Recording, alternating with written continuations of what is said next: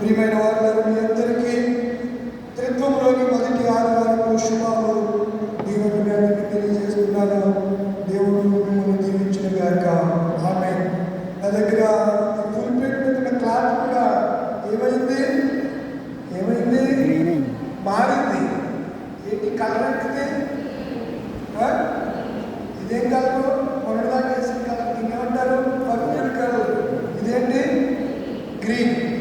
అంటే త్రిత్వంలోనికి మనం వచ్చేసామని అంటే దాని అర్థం ఏంటంటే మనం ఫలించి ఎలా కనిపించాలి? పచ్చగా కనిపించాలి. ఆత్మలో ఆనందించే వారిగా ఉండాలి. ఆత్మపూర్ణులై మనం ఉండాలి.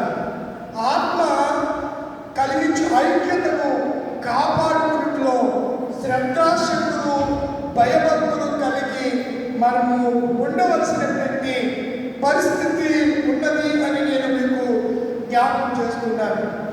త్రిత్వము కాలాలు ఉన్నాయి. అనగా బైబిల్ సంఘ క్యాలెండర్ని విభజించినప్పుడు అడ్వెంట్ కాలమని, తదుపరి మండల కాలమని, తదుపరి పరిశుద్ధాత్మ రాకడ గురించి సిద్ధపడే కాలాన్ని చెబుతూ పెంతెకోస్తు దినమని, తదుపరి త్రిత్వము త్రియేక దేవుని యొక్క నామము భూమి మీద ప్రసరించబడుతుండగా దానిని త్రిత్వ పండుగని, ఇప్పుడు త్రిత్వ ఆదివారం.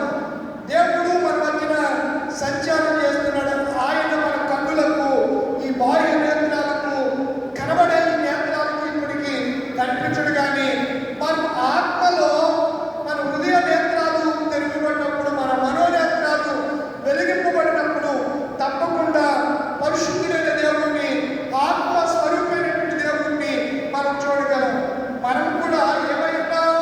ఆత్మమై ఉన్నాం. లోకములో మనుషులుగా మనం కనబడుతున్నాం. కానీ మనలో ఎవరున్నారు?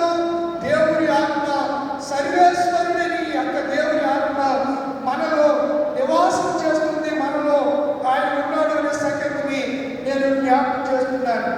ఈ మధ్య ఒక వారం దినాల నుంచి మీరు చూస్తూనే ఉంటారు. ఇజ్రాయెల్ ఇరాన్ యుద్ధం చాలా భయంకరంగా జరుగుతుంది. ఇరాన్ దేశ ప్రజలు ఎన్ని లక్షల జనాభా చెప్పరలా. మీరు జబర్దస్తులు అవి టీవీలో ఏం నాటకం చెప్పండి. వెతుకుతురా చెప్పడమ్మా. ఏమి నాటకం ఇప్పుడు అవి చూస్తారు. వార్తలు కూడా చూడండి. ప్రపంచము బైబిల్